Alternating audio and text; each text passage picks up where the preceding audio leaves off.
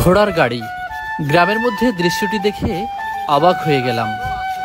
যে ঘোড়ার গাড়ি শহর কিংবা বন্দরে দর্শনীয় স্থানগুলোতে শখের বশত মানুষ ঘোড়া গাড়িতে চড়ে বিনোদন নিত, গ্রামের চিত্রটি তার পুরোটাই উল্টো।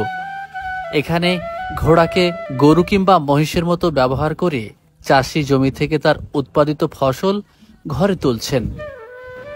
দৃশ্যটি দেখে এ বিষয়ে জানার জন্য প্রবল আগ্রহ জাগল। একই সাথে আপনাদের দেখানোর জন্য এই ভিডিওটি তৈরি করা। চলুন বিস্তারিত জেনে নেওয়া যাক।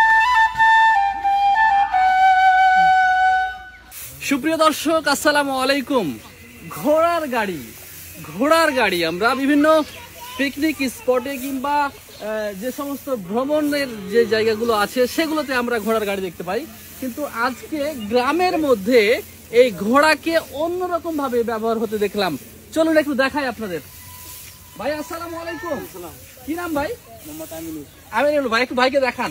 এই যে এত সুন্দর একটি ঘোড়া দিয়ে আপনি গাড়ি বানিয়ে ধান নিয়ে আসছেন ক্ষেত থেকে নাকি? একটু কাছে আসো। মানে ঘোড়া দিয়ে কেন? মানে দোলা গাড়ি দোলা আচ্ছা, এই দোলা গাছতে ঘোড়া দিয়ে গাড়লেন। মানে দর্শক উনি বলতে যাচ্ছেন যে যে জমিতে তারা ধান আনতে যাচ্ছেন সেখানে অনেক কাদা, তাই তো? এই কাদাতে আপনার টলি কাকড়া কোনো গাড়ি যাচ্ছে না, আর এই কারণে এই ঘোড়ার গাড়ি নিয়ে যাচ্ছেন। আরে বাবা রে, একে কষ্ট দেওয়া হচ্ছে না? কষ্ট, কোন কষ্ট নেই। খাওয়া দাওয়া খাই ভাই, খাওয়া দাওয়া খাই। হ্যাঁ, খাওয়া 1 কেজি বুট, 1 কেজি বুট এক সন্ধ্যা।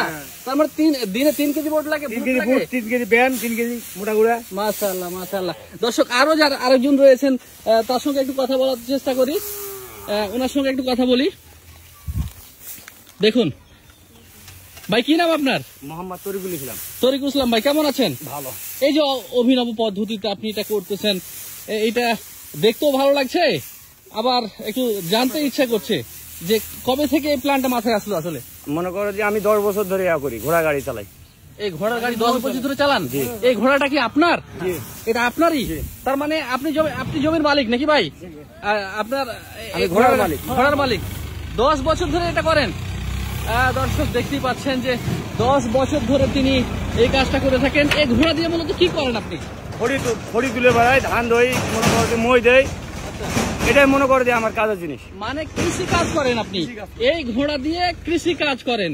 এই যে কত সুন্দর করে একটি বডি বানিয়েছে দেখুন, এটা মূলত এই গাড়িটা ব্যবহার হয় মহিষ কিংবা গরুতে, কিন্তু এই গাড়িটিকে কত সুন্দর করে কি চাকা লাগিয়েছেন ভাই? এটা মনে করো টিলারের চাকা লাগিয়েছেন।